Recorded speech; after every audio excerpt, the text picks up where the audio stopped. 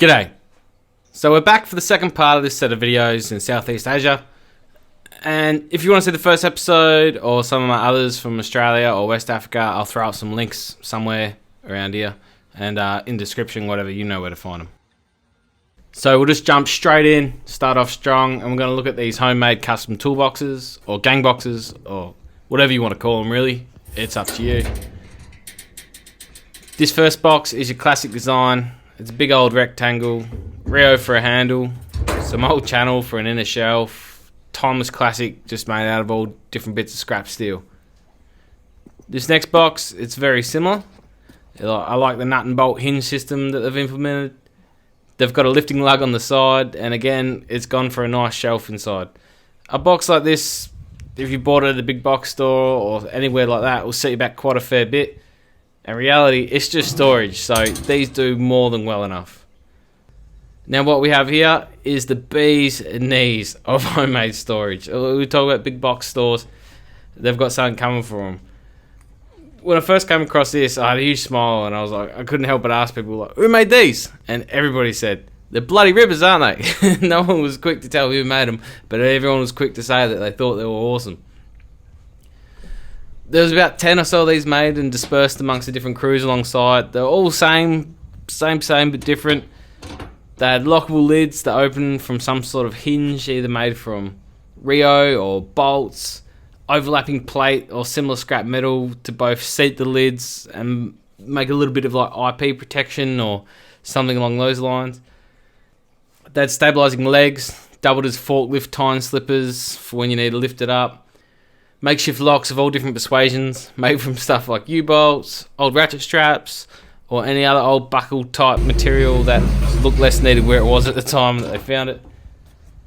Lifting lug handles on the side.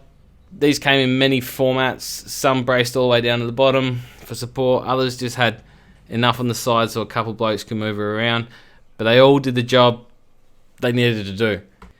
If there's something that impressed me the most about this trip is how awesome of a gang box you can make from a 44-gallon drum.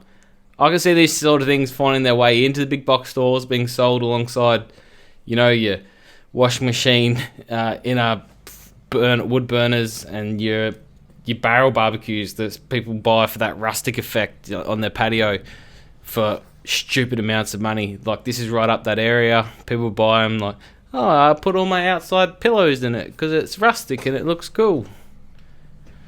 We found this little stingy fella in the workshop. He was as mad as a cut snake. There wasn't giving him a chance to sting me. The boys were saying that he would make good eating, but yeah, I wasn't going to get too close. He was fierce as. It's fun how many hammocks you find set up around the joint, whether it's old mate resting between shifts at like a batching plant or old mate waiting for his chance to get his truck loaded. There just seems to be a hammock ready to go for any downtime, and to be honest, I spent most of the day being jealous because I love a hammock.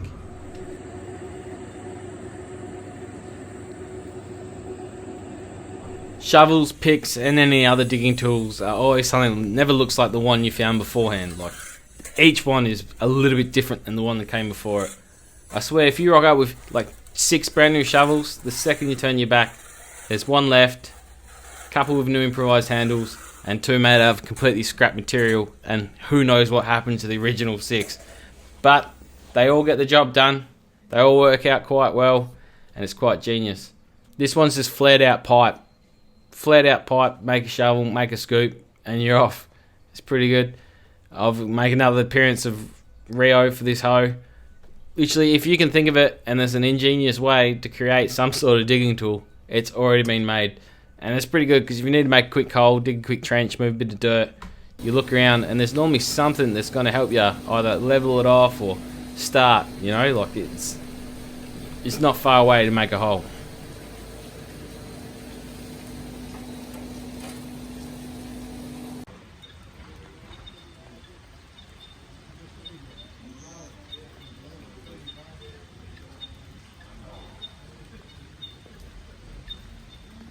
This plant is really cool. It shrivels up and pretends to be dead when you touch it, like instantly. Spent a lot of time just sitting there swiping and watching them die. You can imagine how like a deer or something look for a feed would be pretty bummed out if it went leant down to eat something, it just shriveled up and die on it. So but it's pretty cool. I thought I had a lot more footage of crowbars and pry bars and things like that. I bet I've got it put away in a folder somewhere. Everywhere you go, there's a perfectly crafted crowbar or pry bar.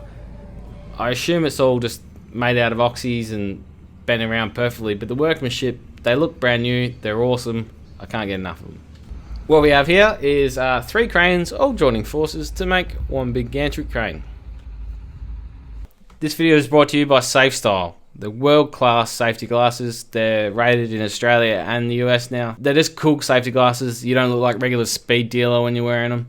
I handed some out to the lads on this project and they were stoked with them. Everybody really liked them.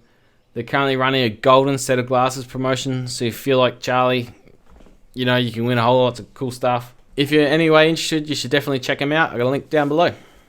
This tool had a bit of a double purpose in life. It was used to separate tin and separate the sheets, and also bend down the ends to make a bit of a drip roll off on the end. Last video I talked about the broom that kept on getting shorter as I kept making handles for files. Well, no worries, because it's apparently quite easy to whip up a new one. A bit of conduit, some wire and some brush and you got a new broom. Even just a stick and some twigs and a wire and you got a new broom. Hey, it's how it looks crude, but it gets the job done.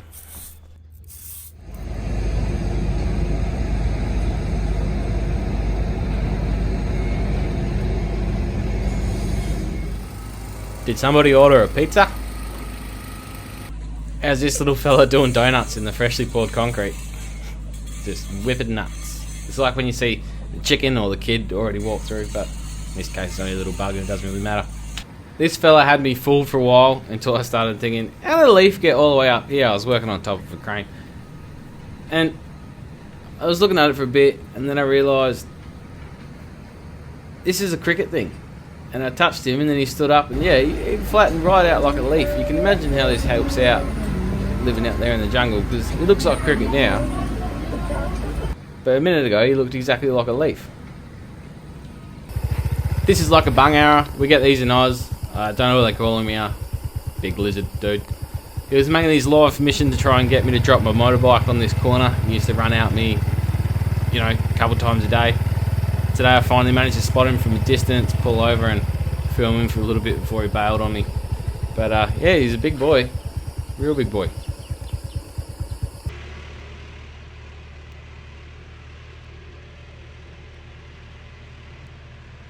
Never seen dragonflies swarm like this. Normally I'd just see like a couple of them. But I don't know if it shows up very well, but there'll just be hundreds of dragonflies all swarming around, I guess doing mating rituals or something. But never seen so many dragonflies just hang around. This tool is pretty much a very long key, but it doesn't work on the lock. It just gets you around the padlock when you can't be bothered dealing with the whole no key situation. I got pretty good with this. I could get stuff from anywhere. As you can see here, I've just managed to grab a whole set of hole saws, each size, so that's quite well done. But I get the arbor, get anything with this.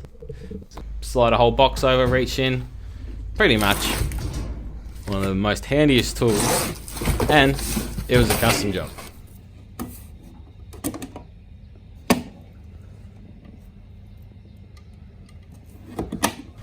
If you ever needed a coffee, I'll just go around and check the boys' bags, because you could always find a 3-in-1 coffee hidden away, and yeah, you've got a coffee.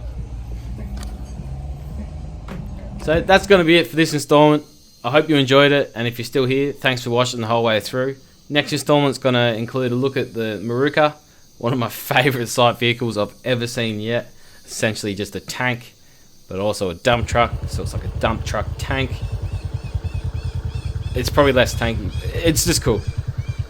We've got a whole lot of homemade vices and stands. Lots of wet season and getting bogged shenanigans. Monkeys, Juice the Beetle, and whatever else I can fit in the video. Feel free to ask any questions down below, and if I get a lot, I might add a FAQ section to the end of the next one, or do a whole separate video or something like that. I normally get quite a lot of questions, and they're normally quite the same. I've got links to my stickers and SafeStyle in the description down below, and cheers for watching.